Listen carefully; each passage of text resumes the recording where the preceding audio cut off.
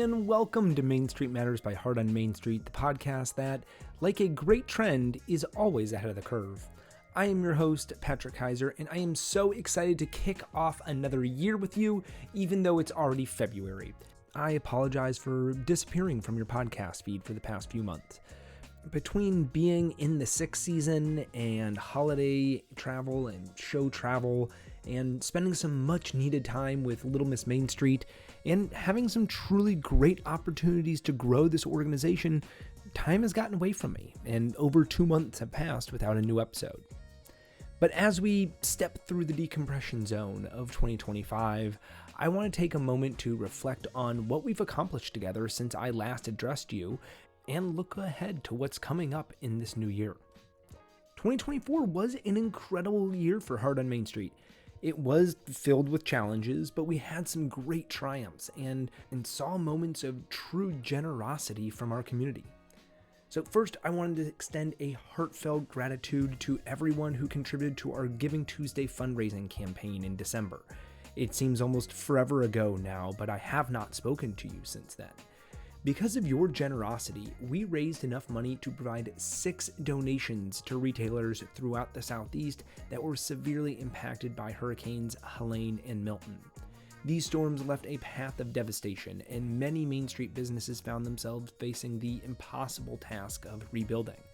Thanks to your donations, we are able to offer immediate relief and financial assistance to help those small businesses get them back on their feet and start the process of rebuilding their business. Additionally, since the beginning of the year, we've been working tirelessly to support the retailers affected by the recent wildfires in California. Natural disasters don't just destroy buildings, they disrupt livelihoods, they force store closures, and impact entire communities. Our efforts continue, and if you would like to be part of this initiative, please visit www.heartonmainstreet.org to donate. Every dollar goes directly towards helping independent retailers recover and thrive within their communities again. Heart on Main Street has had a tremendous start to 2025. I'm so excited to be able to announce this.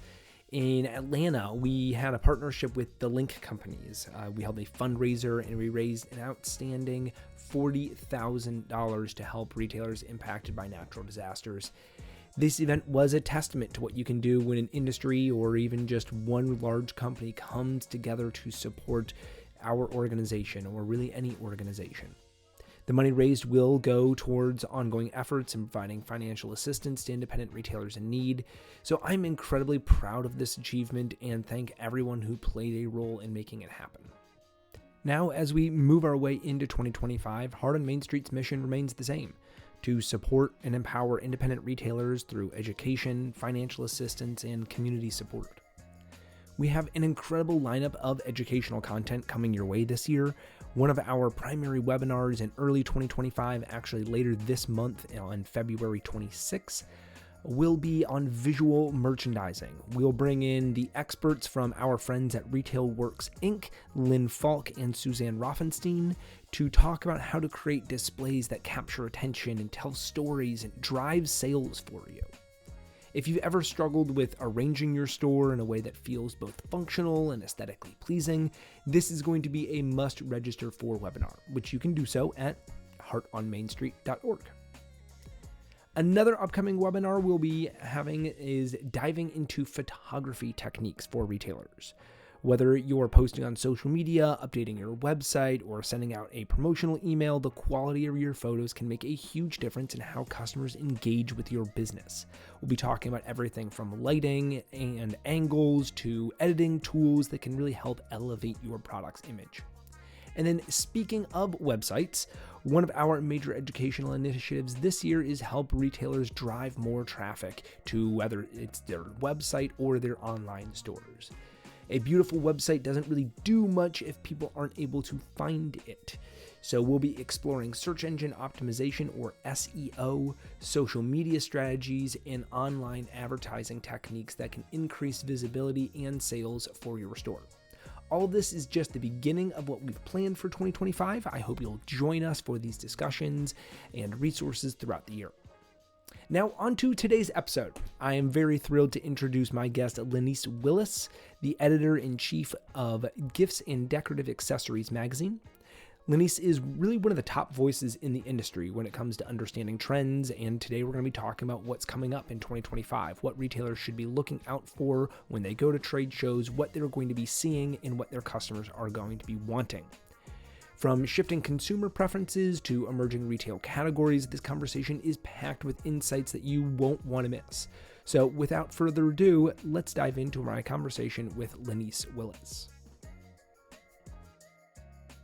So Lenise, it is an honor to have you on. Thank you so much for being here. Oh my gosh, thank you for having me. It's an honor to be on. Thank you. Oh, and first absolutely. Of 2025 too. Woo, yeah, exactly. First of 2025. So let's dive into our topic for today. We are currently in the middle of winter show season. So there's new product launches, there's new emerging vendors that are making a name for themselves. There's just a ton of activity and excitement going on. If you don't attend a market, I highly recommend that you do. There's just so much to learn by being there and being in that buying environment. There's really nothing that beats seeing everything for your industry kind of all in one place. If you don't attend, well, lucky for you, Lenise and I do, and we can tell you about the great things that you might see there. And if you do attend, maybe we can help put some context to some of the things that you saw and let you know some of those overarching trends.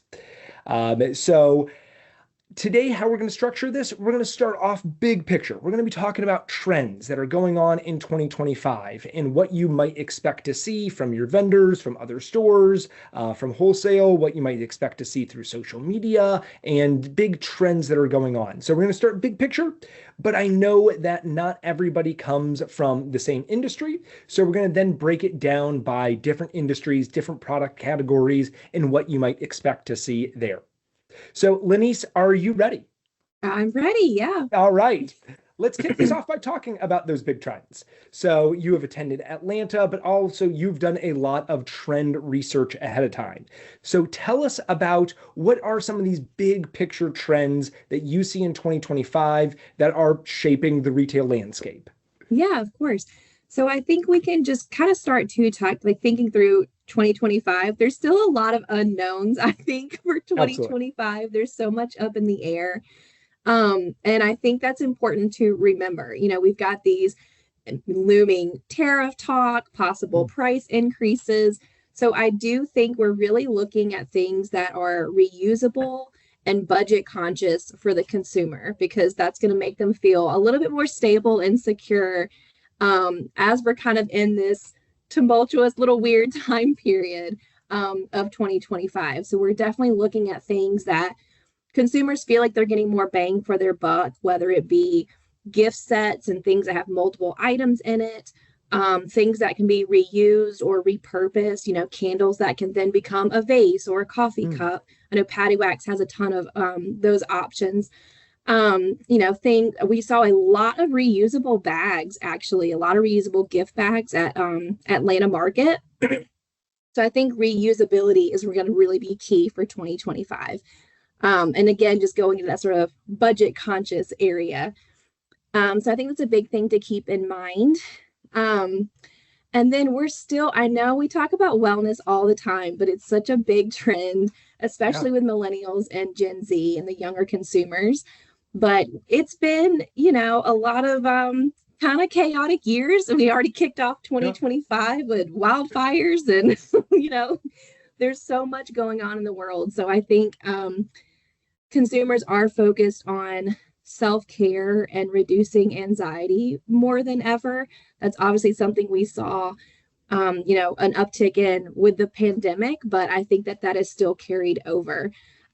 So anything to do with self-care, wellness, and sleep wellness is a really big thing as well. So those are some of the kind of key overarching things, and then things that spark joy or help spread kindness. So I think people are looking for more positivity in the world.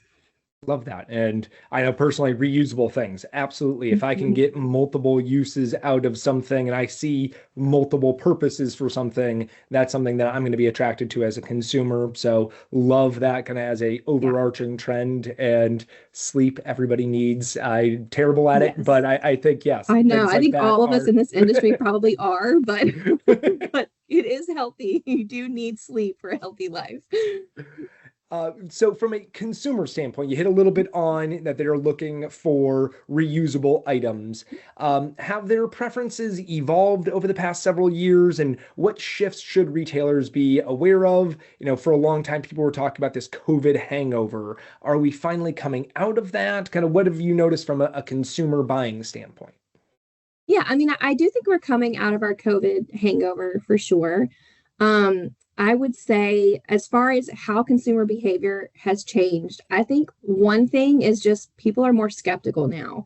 Hmm. Younger generations do typically tend to be more skeptical. We like to read honest reviews and do our research on something before we buy it.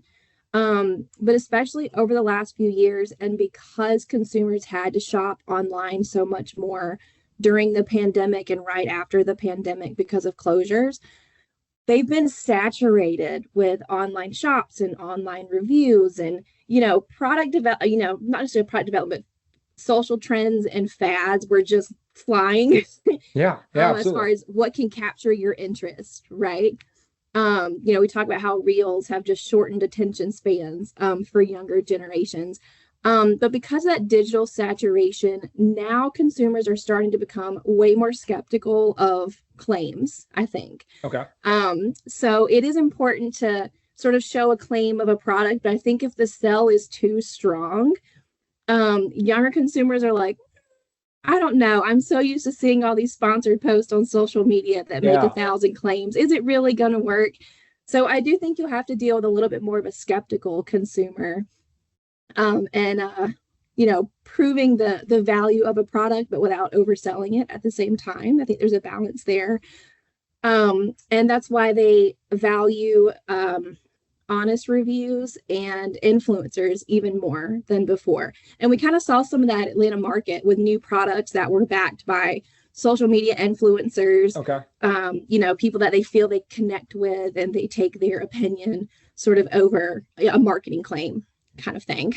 Um, I know I'm So kind of all over the place. yeah, no. If So that answered for your that, question. for a retailer, in-store demonstrations, being able to Yeah. actually show that this does what it says it's going to do, instead of showing it does 101 different things, but actually being able to demonstrate that in store would probably be a recommendation. Yes, absolutely. And I've heard of some retailers that even have, kind of a special discount program for their employees, or they let them try out a certain number of products because that's Okay. really valuable staff training too. Because you want your staff to be able to truly explain a product and preferably stand by it. If they're really passionate about it because it was great and they used it and they can give an honest review about it. That's really important staff training for sure, especially for skeptical consumers. Yeah. And then I think people are also just, again, looking for more sentiment, like sweet sentiments, things that help spread kindness. Again, part of that consumer behavior, still lingering from the pandemic because things have been chaotic, is just looking for more positivity. One thing I saw just in Atlanta last week, oh my gosh. It was um, just last week. Yep. I know, I'm like, when did we get back? Was actually more spiritual and religious gifts, Hmm, particularly with okay. jewelry. I know we'll get into fashion trends later, but more, saint charms and saint jewelry and um, necklaces that come with prayer cards, things that just help people to find a little more meaning and positivity, and even spirituality in the world is something we're seeing. Um, for the longest time, we talked about uh, inspirational over religious. So we were Sure. seeing religious gifts really wane, and it was more about you can do it, Yeah. inspirational. More And really, generic. Yeah. yeah, and really in the last couple of years, and especially this year, I've seen so much more specifically spiritual and religious gifts, which is kind of a neat Interesting. shift to Yeah. see that we haven't seen in a while. Yeah. Interesting. All right. So kind of putting that back forward and, certainly probably some regionality to that, but having a lot more of kind of a religious and having that a little bit be more forward than what we've seen in the past. Yeah, I think people are looking for meaning and connection. Okay. Yeah. So again, going with that kindness and positivity and really that emotional connection with products. Yes. And then I also added a note about, like, I already talked about budget consciousness, but I do think consumers are really going to be watching their dollars. We actually saw people spend way more than we ever thought they would during during the pandemic. But I think really now, especially going into 2025, they are holding those dollars a little closer as things are still uncertain and as there might be even more price hikes. We've already dealt with price hikes and, rising cost of products. So again, they're really going to be looking for anything that's value added or makes them feel like they're getting more bang for their buck. Okay. And that makes a lot of sense. Yeah. I'm continuing on from 2024, having that really budget conscious and making sure that we're spending money wisely. Yes. Yeah. Awesome. All right, so let's talk about some individual categories. So let's start with the home decor and accessories category. What are you seeing there? What design styles? What is trending in the home decor and home accessories category? Yeah, of course. We do a gift book survey, entire thing every October to get a feel for what consumers will be buying over the next year. And that's how we come up with some of these trend predictions, is with that data from our magazine. Cozy comfort is always at the top. Okay. I don't think cozy comfort's ever going to go away. People like to be comfortable in their homes. So we're still looking at soft materials and things that are comfortable. But also, neutrals play really well into that. I'd say neutrals just because they're easy to layer and repurpose. And then blues and greens flow really well into that. Those are sort of the top three color palettes that we're really looking at for 2025. Again, soft materials. And then I haven't seen a ton of this in home yet, but in holiday, velvet materials, luxury materials are trending. And I feel like that can easily flow into home as well, because we're seeing it in like holiday home decor so much. Yeah. And because they feel a little elevated, a little bit more glamorous, but they're still comfortable and soft. So I think those luxury materials like that would do really well for home. Another thing I saw even in Atlanta last week was more art prints, which I thought was interesting. More vendors, like more giftable vendors, were coming out with decorative art prints. Okay. That you wouldn't normally see, and like really like antique vintage vibes, which is kind of cool. Yeah. Yeah. I know we talked about seeing some more vintage vibes over the summer markets, sort of starting to trend. And I think there's so many social media videos about these like antique refurbs videos that people are loving, this more like storied, older vintage product look. It gives you a little bit more again, meaning and story in your home. So we're still paying attention to those vintage vibes in home decor, and that's extending into like decorative art for the wall too, which is really cool. Okay. Yeah. For the first time, we also saw area rugs and welcome mats being I didn't write the full stat down. But we do have area rugs and welcome mats was the first time that it overran general decorative accents in our gift book trend survey. So welcome mats, little accent rugs, area rugs, that seems to be really on trend for 2025 as far as consumers saying they plan to buy one over the next year. So that was a growing category that, interesting. I wonder if, just been a long time, need a refresh on those, the old welcome mats worn out. We need a new one. And same with the area rugs, gotta get a new refresh to the house. Yes. Yeah. And it's an easy way to add something small to give a whole new look to a home without investing a ton of money. So that's one thing that we look at too, is like ways to do small updates with the home that again don't cost a fortune. You're not doing a whole revamp. And a rug is an easy way to do that. Yeah. Add some color or add just kind of a different look to the room without completely having to redo everything. Yeah. And then one thing we noticed at the winter markets was so much more fused glass, which was a really Mm, interesting like tabletop kind of home okay. trend. So like serveware and cocktailware, that's like clear glass, but with the fused like bright cherries inside made out of glass Oh, or nice. something Yeah, yeah. like that. It was gorgeous. It was so beautiful. Mud Pie, Tag, Two's Company, they all had whole new collections of fused glass, serveware, and tabletop. And it was beautiful. And I think it's a nice way to add festive color joy to the home, but that still looks a little, elevated A or little elevated. Yeah. luxurious. Right. Yeah. So we're still seeing that. I think it's important for consumers now and in 2025 to add a little bit of joy to their everyday. Sure. And so things that have those little bright pops of color without feeling overboard, is a great way to do that. Yeah.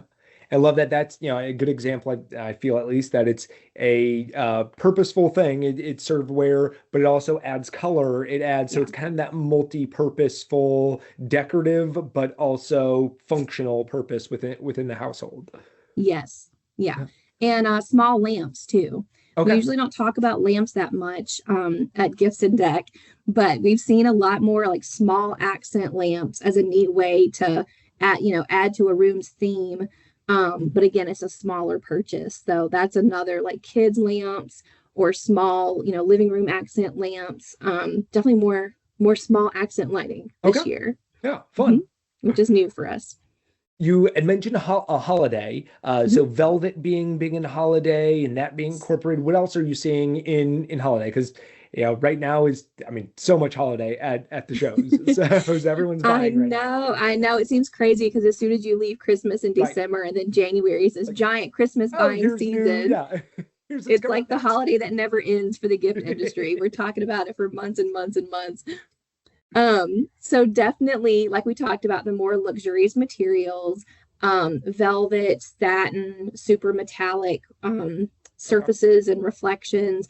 We call it sort of the Gatsby vibes, things that gotcha. feel very Okay, Gatsby and luxury.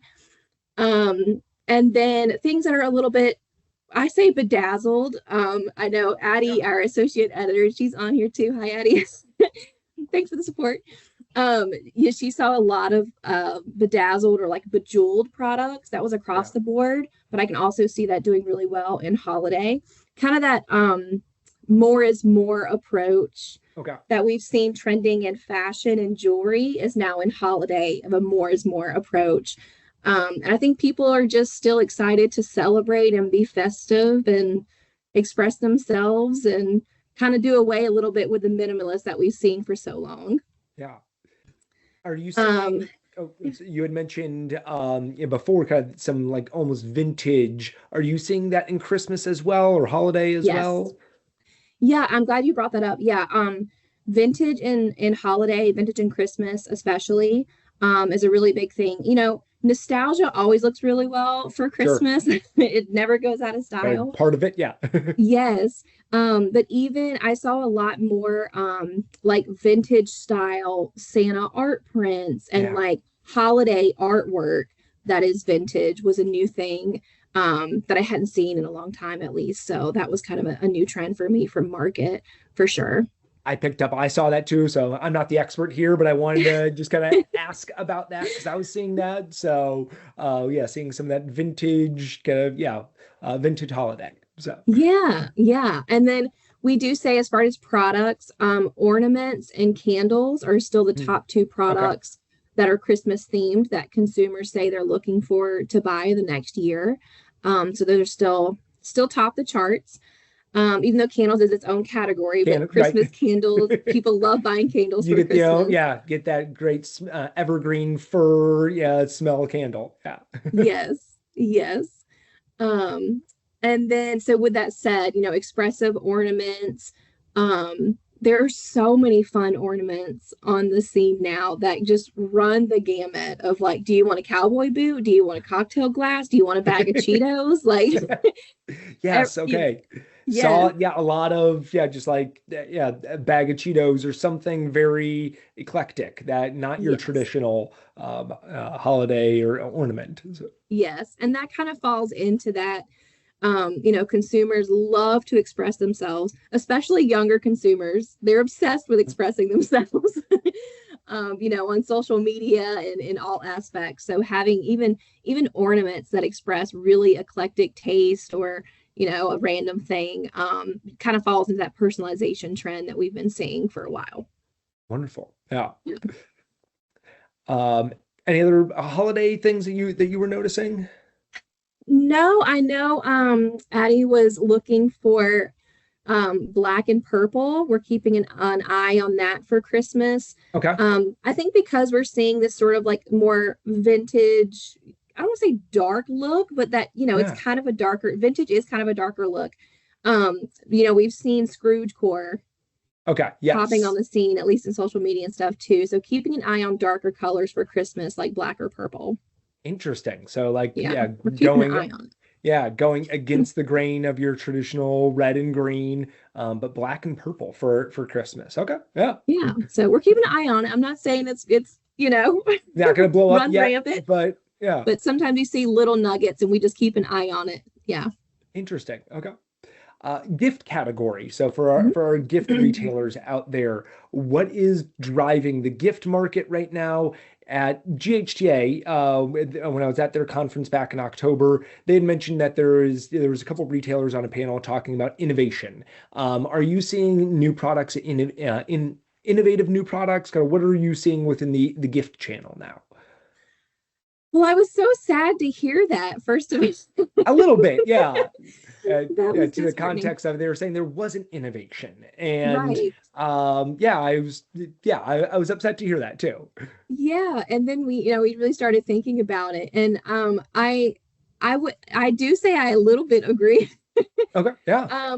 I think that unfortunately COVID did put us behind in product development. Sure. Vendors were just trying to get product in general in the hands to meet demand. And so product development and with that innovation did take, a downslide or is much slower. I think we're coming out of that, obviously. And I think for 2026 and 2027, I think we're going to see a lot more innovation than what we've been seeing. The last couple of years, there's definitely new products. Don't get me wrong. There's still new products. But if you want to say like innovative, like the next big idea, I do think we still have a couple of years before we see that coming. But I will say, I do think we're finally starting to catch up. Right now, I would say our biggest innovation is probably in wellness and skincare. Okay. Because there's so many, we're looking more at like science-backed skincare now. There's still an audience for natural beauty, natural skincare. That's not going to go away. People love natural. A lot of people don't want to put chemicals on their body. They don't want to they're looking for that. Yeah. Yes. But there's also an equal audience for people that do want those chemicals that they claim are really going to actually make a difference. Okay. So, we talk about, first of all, we look at Korean skincare, things that we, steal from Korean trends are really popular in beauty and skincare. So we've definitely seen some of that flow more into the gift industry. So I would say that's our biggest innovations right now, is doing more science-backed, probiotic or prebiotic lotions and skincare and things that make people feel like if they're going to pay the money for it, it's really going to work because it's backed by science. Okay. Yeah. Instead of, homeopathic. And then within that, again, in the self-care space, and we talked about the value of sleep. So one of the newest innovations I saw at market is, I hope I'm saying this right, but a new company, Lucem, and they were in Roadrunners in Atlanta. So they have sheets and pajamas and eye masks, but they're actually backed by science. It's the first set of sheets that Harvard University is endorsing because they did a 2,000 night sleep study with insomniacs. So the sheets, I hope I'm doing the story justice, but it was really cool. I was very interested. Edge of my seat. It was actually created, the founder was going through cancer and having lots of hot flashes. So she made these sheets where it's like a beautiful pattern in the sheet, but the pattern actually pulls the heat from your body. Like it cools you down before you start sweating. so that you just don't sweat. Interesting. But that was really cool to me. And like, that's more of an innovation, right? Like that's a science-backed, really cool new thing that's also helping with self-care and sleep health.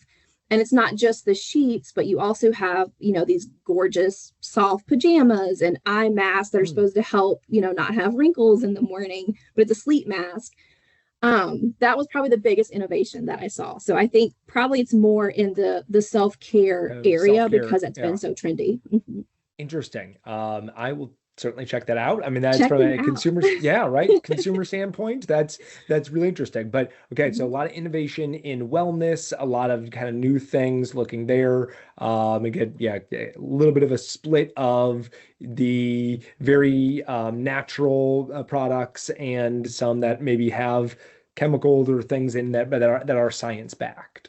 Yeah, absolutely. And I think, I don't know that I would call it, like, innovation is such a hard word for me because I give it so much weight. Like, for it to be innovative, you know, like it has to blow your it's like socks this off. is something I've never seen before. But yeah, right. Yes. It's difficult, but but creativity wise, I did see, you know, we talk about reusability. I think it's Lusome, Lusome, but I'll have to double check. Sorry, someone put that comment up. Great question, Shannon. Yeah, asking and about I couldn't figure out how to type it out of the sheet company. I couldn't figure out how to type it out at the moment. So reusable products, you know, I think are creative. I don't know if I guess that's innovative if it's creative, but that's another area that I've seen more growth. Moi had new socks. I had to really think about that word for a second. It's M-E and then M-O-I, moi. Socks. So they had new like special occasion socks, like hope you're doing well, happy birthday, get well soon, you know, whatever, really fun festive socks. But the packaging that holds the socks is actually the gift card. Oh, fun. And so it just works as an all-in-one. Like there's your gift card. Technically, there's a little clear panel where you could slip an actual gift card in there if you wanted to a store or something. And then you have like fun socks to make it a little bit more personal. I thought that was really cool because it's such an easy, quick buy and go gift that feels a little personal. And again, like you don't have to buy a separate card because it's on the socks. So it's, you know, dual purpose. That budget conscious. Yeah. Yeah. So I thought that was very creative and new. So I think the way that people are using their packaging or that the product can be reused in another way, there's been a lot of creativity in that space. And I would probably say that's been more where the innovation has been too. And there's a company, I'm not going to say this right. I say Tokki, T-O-K-K-I. They have gift bags. And, you know, like, I mean, we reuse gift bags, even if they're not supposed to be reusable. Everybody does. And, you know, they have the little tag for to and from. Sometimes I hate to write on them if it's a beautiful bag. It's like, but then you can't reuse it. So there's actually just a QR code there.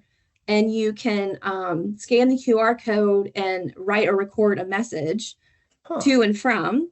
And then the recipient can then reuse the bag and re-record a message so that you never waste that beautiful tag.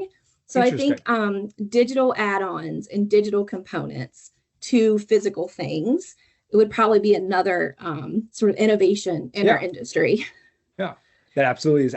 I would put that innovative, that weight of that word on something like that. Yes. Really cool. You can scan that goes somewhere else. You can record your message there, have that more personal item. So it's very cool. So anything digital, like QR codes are not new. I know we were tired of them in COVID and in restaurants never using menus again. You're like, oh, QR code. But I do think we've learned how to use QR codes in a really creative way. You know, we have products that use QR codes now for, you know, video tutorials on how to actually use the product, whether it be skincare or a scarf you can wear 8 different ways. Show me how to do that because I don't know how if I buy the product. Or even like sauces. I think Finch and Fennel has this where it's a whole line of sauces with a QR code. You scan the QR code and then you get like recipes that you can make using that sauce. So that digital component, that digital add-on, I think is a really cool innovation that's popped up in our industry. and something easy for companies to be able to put on. They house their own data offsite and just a link to it. So, Mhm. I mean, it really opens up a ton of possibilities with that. Yeah. Yeah. Excellent. So another, I always like while at shows, yeah, there's the gift, there's apparel, but there's also toys and games. Yes. What have you seen in toys and games? Kind of a lot of fun things there. What are you noticing as kind of new, trending, different items there? Yeah.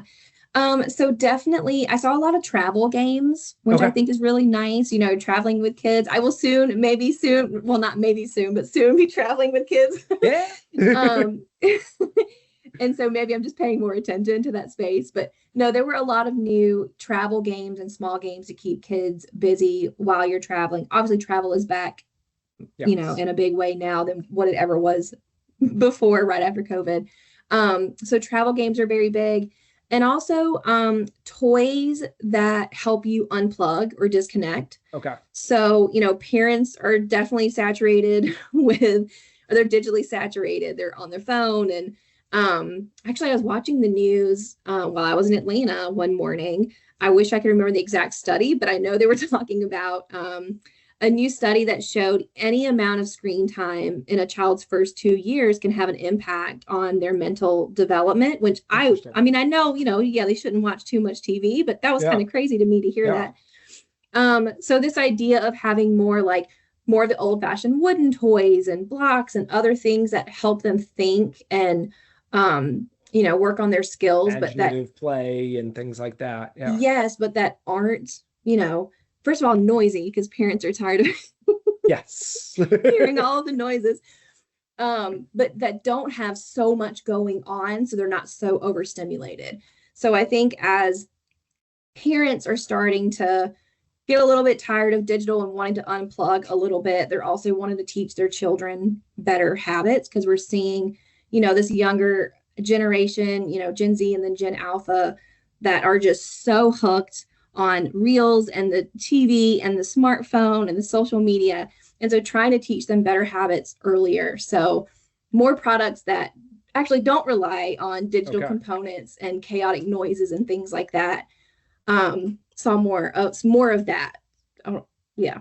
Yeah, absolutely. And yeah, not having the YouTube be the babysitter and actually something they can play with, they can manipulate, they can use in different ways. Yes, yeah.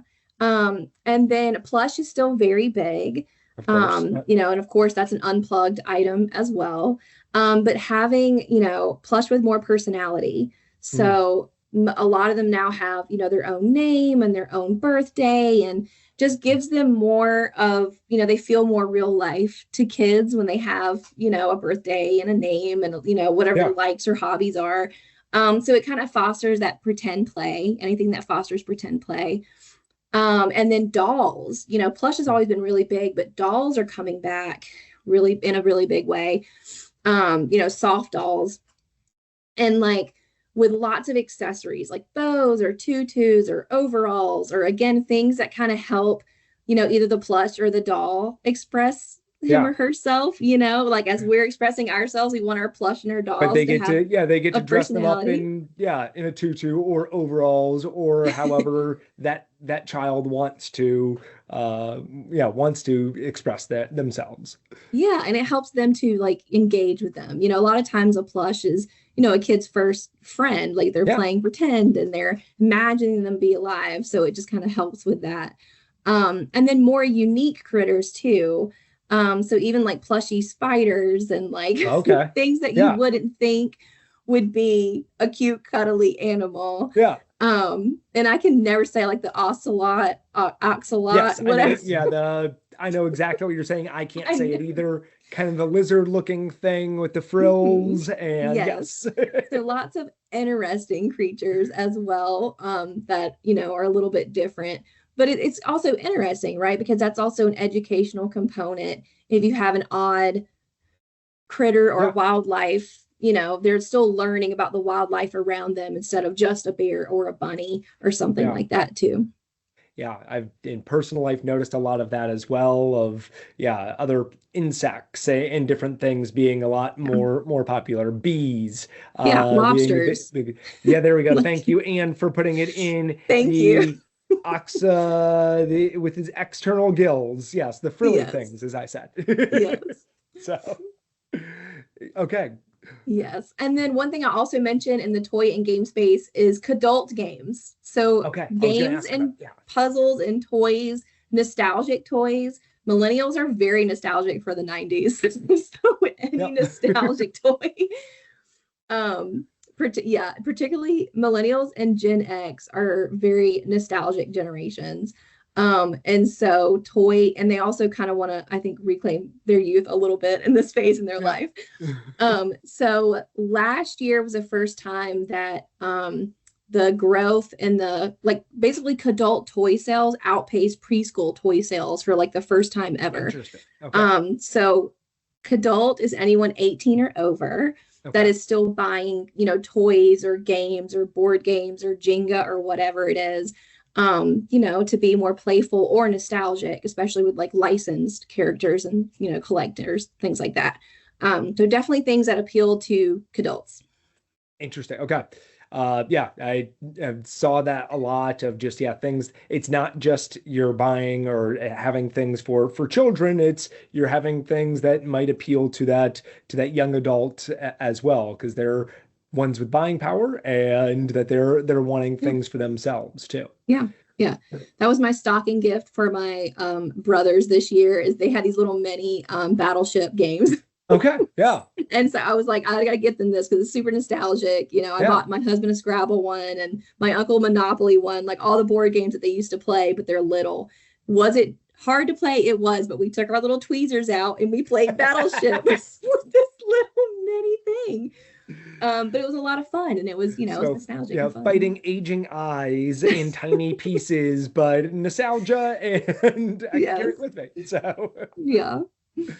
one thing, so you had mentioned with in wellness, kind of the Korean Asian skincare. Are you also seeing kind of there's a Asian influence in toy and in games with well, our products? I mean, I no, okay, wasn't prepared for that. yeah. Just I mean, something maybe I had noticed, kind of the Funko Pops and yes. other kind of having some of those. I didn't know if that was growing or if that had kind of always been Yes, there it or is growing. It is growing. And I know that I'm not as well versed in this space. Maybe I yeah. will be next year because I'll have a kid next year. But definitely foreign characters. I know, like foreign cartoon characters Yeah. are becoming really big in that space. And so products that are licensed after foreign cartoon characters. And with that particularly Japanese anime character, like different things like that are flowing over. I wouldn't say I saw a crazy amount of it at market. But I do think, now with the digital world, like you're watching Korean TV and, Yeah.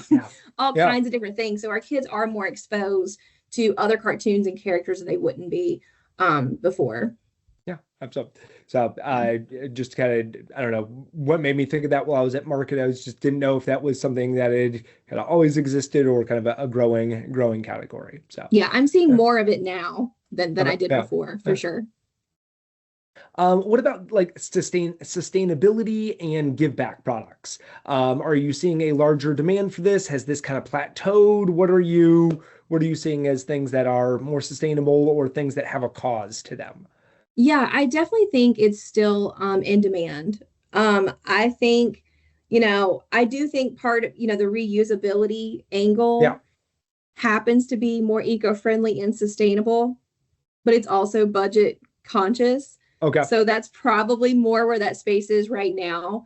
Consumers now, and I read somewhere, honestly expect more from their manufacturers than they ever Okay. did before. So while they may not feel like they need to change their habits because they're just one person, you, the manufacturer, should be more sustainable. That's kind of their take Yeah. on it because you're a bigger fish in the pond. So I do think consumers do expect more responsibility from the people that they buy from. The only thing is that, in 2024, and I would imagine in 2025 as well, they wanted things to be sustainable, but they didn't necessarily want to pay a high price tag for it. So it is very important to have products that are more eco-friendly or sustainable to appeal to consumers. But I wouldn't get something that is, oh, of course you're going to pay, $50 more or $100 more because it's made with, whatever, because they want to be responsible, but they don't want to pay for it. Yeah, interesting. So it's, while I feel 5-10 years ago, that was almost a like, look at this product. It has a cause to it. It is earth friendly. Now that's just kind of like the expectation that you are making an earth friendly product, and that it should be that but way. But I don't want to pay more for it, which is really difficult. Believe me, I get it. Oh, absolutely. Yeah. That's kind of like, wanting your cake and eating it too, but consumers are demanding more, I think. But I don't think it's going away. I mean, even right now, we've seen crazy weather and we've got wildfires out in California. We have so many things going on with our environment. I definitely don't think the, global warming and environmental concerns are going away at any point, because we're constantly reminded of why they're important and the things that are happening. And then I will say, I do think gifts that give back, I would say, are probably trending higher because they have that personal connection and that human component to them. So as people are looking for more positivity in the world, or like wanting to spread more kindness, if I read a product and it says, Cuddle and Kind is a great example. And the renewed One Coast this year showroom, you buy one plush character and it provides 10 meals, to children in need that are starving. And it's like, that is a human connection and pulls at your heartstrings. And so I do think consumers will pay a little more for that because it makes them feel good. And, you feel bad for the people that need the help. So I do think gifts that have that more emotional component are going to be trending higher than things that are eco-friendly, but they're both important. Good. Okay. I feel like, there's been a lot of those in the market. I just didn't know how, if people had kind of maybe gotten a little over them, but good. Still seeing that emotional connection. Yeah. I feel like something that's made out of recycled water bottles or that's sustainable is like a nice value add. Like, it may not necessarily compel the consumer to buy it if they weren't already going to buy it, right? Okay. But it makes them feel better about their purchase. Whereas I think something that has more of an emotional connection, like a give back story, there's a higher possibility that it's going to compel them to buy when they might not have bought in the first place, if that makes sense. Yeah, absolutely. I skipped over fashion. What are you seeing in? Yeah, sorry, I jumped. No, that's okay. I'm keeping up. What are you seeing in the fashion and fashion accessories world? Yeah, fashion has been so exciting because for the longest time we were just in our pajamas for a couple of years there. As a lot of you are at home watching. Yes. So fashion has seen so many great things over just the last couple of years. I mentioned before, we're in this more is more approach. And so we're in this more is more approach when it comes to fashion accessories. So jewelry in particular, they call it kind of the dynasty era, like chunkier 80s style jewelry, really big beads or really big pearls, that type of thing. Charm bars. Yes. Everyone saw a charm bar if you went to a market in the summer or and seeing them a lot in stores too. Yeah, a lot of charm bars. Yes. Yes. So charm bars are incredibly popular. One, it follows that more is more approach. I mean, you can be minimal with it, but you can just keep on adding them on there. And it falls into that personalization trend of consumers wanting to personalize an item, want something that nobody else has. So if I'm building this necklace myself, nobody else has this exact necklace. And it's personal to me. I'm able to express my hobbies, my likes, my interests. They're incredibly smart for retailers because it's an interactive activity in your store as well. I did a charm bar in the summer and I was like, oh, this is so cool. And it's not even that expensive. Yeah. I walked away. I walked away with a necklace well over $100 because I just kept putting all these charms on there. You get so excited about the little charms and different things, and then before you know it, it's all added up. So it's a really clever tactic from a retailer standpoint, because you're having a great time. Usually you're going to go with a friend, and so you've got this like friendly component to it, and usually you're going to spend more if you have someone that's enjoying an experience with you. You kind of encourage one another to spend more. And after you've created it, there's no way you're going to back down and be like, well, let me take off half of these. And you're like, well, I'm in it now. So charm bars, and then even jewelry that maybe is not necessarily part of a charm bar, but that has charms and it looks, follows that trend or that style, are popular too. So definitely neck expression, jewelry, charms, charm bars, still very big. I don't think going to go away. Definitely not in 2025. I don't think it's going to go away in 2026. Like, they're here to stay for a little while. And you can always keep making new ones. It's not like you buy one, you're like, oh, I don't need another one. Or you're going to buy a charm to add to something that you already have. So it's a great way to keep customers, coming back, or bringing a friend, and then they're going to, make one too.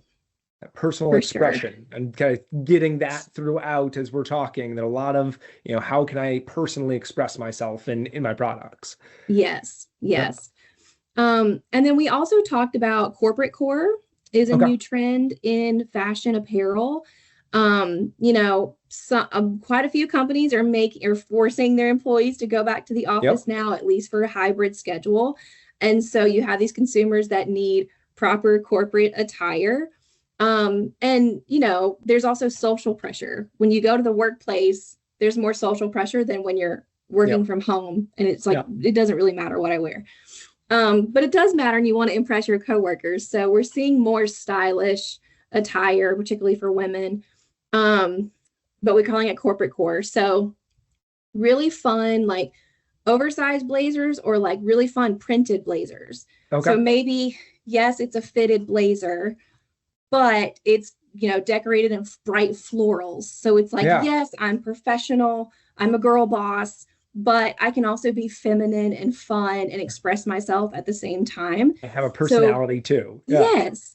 Getting to be serious and feminine and fun at the same time. And I think it's really important for women consumers to have that balance, to be able to have both worlds. And then 80s jewelry and 90s vests and dusters are supposed to be trending for 2025. Okay. I don't know how I feel about the vest of the 90s coming back. I didn't see a lot of that at market, but according to the fall fashion shows for 2025, that has been deemed by several fashion magazines that dusters and, long cardigans, dusters, vest, and pinstripe button downs of the 90s are supposed to be really big for 2025. And then expressive, we talked about expressive accessories. Hats are part of that. So a bigger demand for hats, like fedoras, not just sun hats, which is really fun. I don't look good in hats, but I love them. I'll buy them and then never wear them. Like, hey, you got them for decoration. Yes, it makes no sense. But and then of course, anything that's really feminine. So we talked about voluminous sleeves, big ruffle sleeves, lots of ruffles, lots of lace and sheer fabrics, things that feel very just, feminine. And then crochet, because we're still seeing a lot of crochet. Actually, we saw crochet cross into the home space in a pretty big way at the winter shows. So looking at crochet both in fashion, like a crochet top, but also like crochet accents on pillows and tea towels. We're definitely seeing that sort of handmade look of crochet still trend with consumers. Very fun. Crochet blankets, I know, have had a big part. When you're talking hats, I have seen a lot of stores like trucker hats and trucker hat bars. Yes, is that something you predict too. to be kind of, again, that self-expression? So continuing to see that. Yes, 100%. A lot of Okay. trucker hats. I'm glad you brought Yeah. that up. Yeah. And because trucker hats are so great because they also have usually a statement across the top. Like they're the most expressive hat, Yeah. honestly, because they Yeah. can put any statement on the top. So yeah, trucker hats are really big too. Okay. Yeah. So, how can retailers, yeah, a lot of new trends, a lot of different things that are being introduced, but also there's kind of your tried and true classics. What is kind of the balance that you think retailers should have between bringing in these brand new, diving into a new trend, but also keeping on what has always been working for them? Yeah, I mean, we talk about trends so much. That's honestly a bulk of what Gifts and Deck does Yeah, is talk about trends. But you also have to be really careful with trends, honestly, as a retailer. So coming I up. feel Yeah. bad reporting all these trends all the time. And then I'm like, but also Yeah. maybe don't tap into all of them because you really do, we say you have to know your customer, you have to know your customer. I know it sounds like such general advice, but you have to know your customer. Like not every trend is going to work in your store, and that's Yeah. okay. I think the biggest thing to take notice of is how trendy are your customers. So, do Mm. you have younger customers that are constantly looking for the next thing and that are quick adapters? If not, you might have slow adapters. You might have people that, oh, I don't want to bring up gnomes. Oh, but that's the only thing that's coming to my mind right now. Oh, take us back a few uh, years. Give us some gnomes. but I mean, gnomes, I mean, I'm happy to say gnomes are finally out. Like, oh my God, they're done. But I'm officially ready to call them dead now. But they did have a pretty long lifespan Yeah, there. absolutely. So you might have been an early adopter who were the first to have gnomes, and maybe your customers jumped on it, they loved it, or you could have gone into a trend too fast. If your customers are like, ew, what is this, then you adopted too early. I'm not explaining this very well, but you have to know not just if a trend will work for your store, but when to jump on it Yeah. sometimes. So if your customers tend to be early adopters and very trendy and they want the next new thing they haven't seen before, then you definitely have to pay attention to them and try to bring them in early. But some trends, it's okay to come in later, especially if you might have more conservative consumers or customers that want to see something for a while and get comfortable with it and know Yeah. that it's popular before they're ready to adopt it. um and then just knowing your customer in general and your store's brand in general. I know I'm not giving super helpful advice, but It's it's so hard. This one's hard for me because it's hard to generalize something for an industry that is made up of so many small specific yeah, stores absolutely. Right. and And and different niche customers. customers and regions and buying habits. Yeah, absolutely. Um, Yeah. So I think, they say, 80% of your sales typically come from 20% of your core best-selling products, those evergreen products, those, three or four brands that are tried and true, and your customers come back to you for it every time. Obviously, you want to have those staples in your store to carry your store. But then I yeah. think you still need to have a section of product discovery. And if you're not really jumping on trends, maybe, set aside one display. This one display I'm going to buy, wide but shallow into this new trend and see how it does. Yeah. If it doesn't do great, you haven't bought so deep into it that, you've messed yourself up. But I definitely would dedicate at least one display, to something clever and new or trendy and just see how it does. I would take inventory on it every day because you want to see how fast did your customers adopt that new trend. Did they sit on it for a really long time, a few weeks, and then it finally caught on and it went like crazy? I think, just collecting data on how your customers respond to your inventory is going to help you sort of make those future decisions on when to jump on a trend and if a trend might work for your customers or not. Amazing. Well, we are coming to the end of our hour. I want to open up for any questions that people might have, anything that maybe you all are seeing out in your stores or that you've seen at market. Can ask Lenise any questions that you might have. So, Lenise, I don't know if you want to, while typing or thinking, yeah, plug Gifts and Deck magazine or anything that you'd like to share. Yeah. Oh my gosh. I'm on the spot. No, I'm just kidding. Yeah. Yeah, Gifts and Decorative Accessories. We've been in the industry over 100 years. You can go to gifts, and I should type that. I like can't find my mouse right now. Here, I'll put it up. Giftsanddeck.com. Maybe put our website on there. We always cover all the major markets: Dallas, Atlanta, New York, Vegas. We're constantly doing coverage and product trends and galleries of new finds. We're right now like in the middle of doing all of our Atlanta coverage right now. So if you didn't get to go, or like you said, Patrick, even if you got to go, you could walk for 12 hours a day and still not see everything at these markets.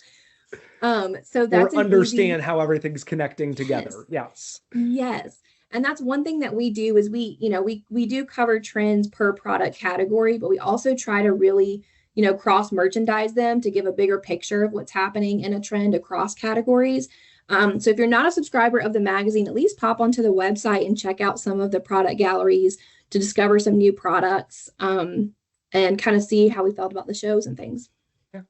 Shannon has a great question. What are the latest children's fashion trends coming up? We do a lot of smocked and applique, but like to add in some fun, trendy fashion as well. Great question, Shannon. Yeah, that's a great question.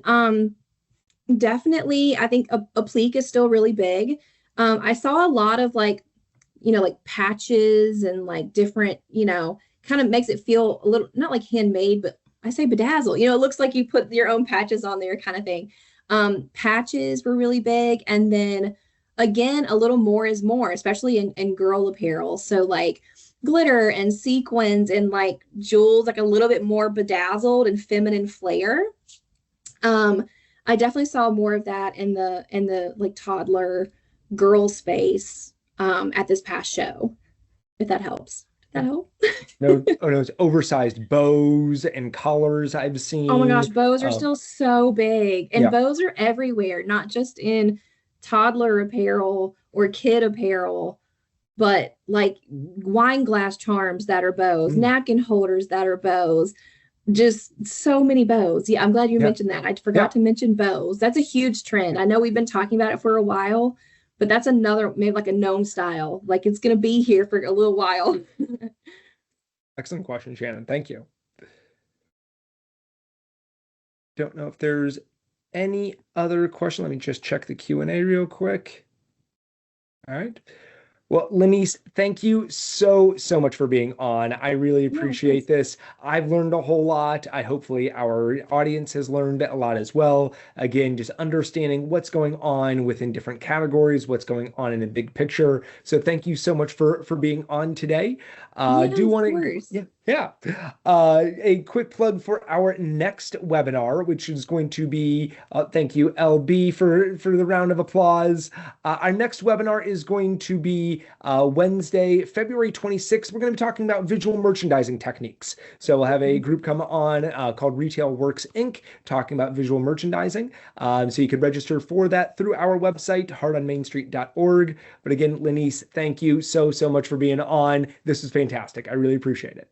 Absolutely. I had so much fun. Thank you so much for having me on. Yeah. Have a great day, everybody, and take care. Bye. Thank you so much for joining us on this episode of Main Street Matters by Heart on Main Street. Your support and engagement mean the world to us, and we're so grateful to have this incredible community of independent retailers and supporters. Before we wrap up, I want to remind you once more about the really urgent need to support retailers affected by the wildfires in California. These businesses are the heart and soul of their communities, and they need our help now more than ever. If you can, please consider making a donation at www.heartonmainstreet.org. Every contribution, big or small, goes directly to helping these retailers rebuild their businesses and continue to serve their communities. If you want to learn more about our mission, upcoming events, or ways to get involved, you can visit our website. Again, that is heartonmainstreet.org. There you'll find valuable resources, educational content, and ways to connect with like-minded individuals who share a passion for supporting independent retailers. Thanks again for tuning in. We'll be back soon with more stories, insights, and strategies to help your business thrive. Until next time, be safe, shop small, and keep supporting Main Street and making a difference in your community. Thanks. This episode was written, produced, researched, and edited by me, Patrick Keiser, with a very special thanks to Lenise Willis of Gifts and Dec magazine. You can find out more about Heart on Main Street by visiting heartonmainstreet.org.